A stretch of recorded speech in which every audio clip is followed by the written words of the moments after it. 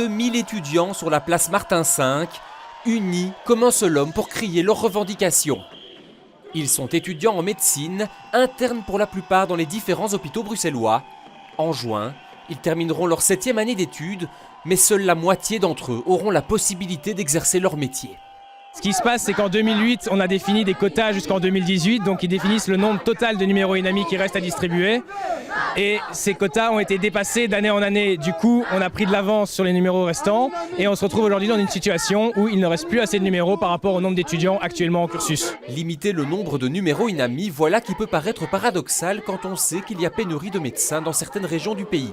Certains hôpitaux sont d'ailleurs contraints d'embaucher des médecins à l'étranger.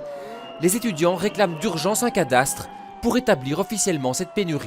Pourquoi mettre un quota sans qu'il y ait de cadastre? On a basé des quotas sur du vent. Il y a plus de 300 communes en Belgique où il manque de médecins généralistes. Et en plus, il y a actuellement un médecin sur 3 généralistes qui a plus de 60 ans. Donc dans quelques années, ça va être la folie, quoi. Des étudiants belges ne reçoivent pas leur numéro INAMI alors que des étrangers qui arrivent là, on leur donne en cadeau, quoi. Toutes les facultés de médecine sont mobilisées.